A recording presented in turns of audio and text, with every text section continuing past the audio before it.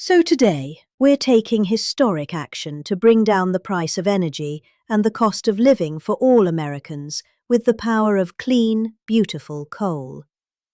If you look at China, if you look at so many of the successful countries, they're using coal. If you look at some of the real great failures countries, they're using wind. Just keeps blowing, blowing, blowing and puts you right out of business. Very expensive.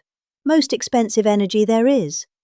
So, wind is not working very well. We're right now double Saudi Arabia and Russia. If you double them up, that's what we produce more than anybody else times 2.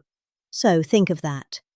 As a result of the $700 million investment that I'm announcing today, we will protect 14 coal plants and 42 coal mines. It's a tremendous number. And build 2 new coal plants and 1 massive new export terminal, because we're exporting coal. Coal's a great business, really a big business, and it's real power. It's in terms of power, there's really nothing like it. You have so many different alternatives. They talk about some, but there's no real alternative. China, by the way, last year built 52 coal plants. They build about two windmills. You know, the only time they build a windmill is when they're trying to sell them to stupid people from the United States and the suckers. And by the way, and all over Europe, they sell the windmills, but they don't use them. I wonder why. They use coal plants and other things. They don't want people to fix their car. I said, that's strange. I never heard of that. They have a thing to, nobody's allowed to fix their car. They gave a man 7 years in jail, actually, because he fixed his own car. So I thought we'd do something about that. But we'll get it all straightened out. Can you believe it? They want a bill that prohibits people from fixing.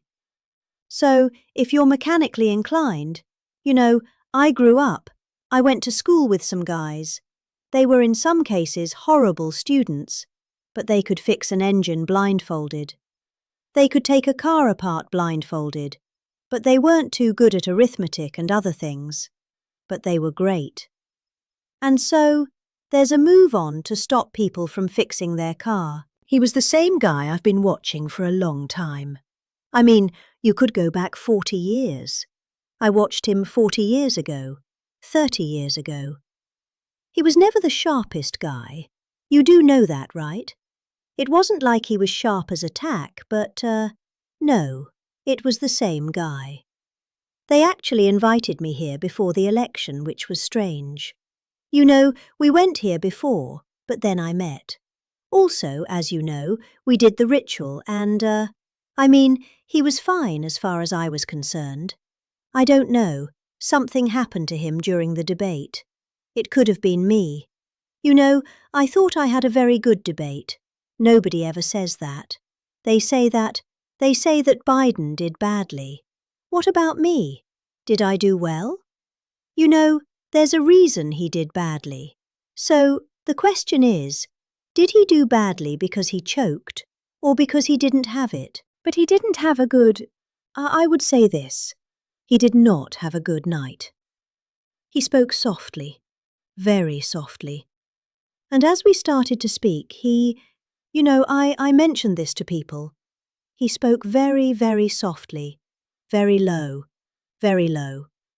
And as we talked, we got along really well. And I thought he was fine.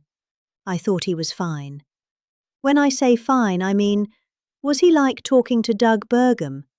Was he like talking to Chris? Was he like talking to any of these monsters up here? All these tremendous politicians and environmental geniuses? Was he like talking to Andy Barr? No, he was fine.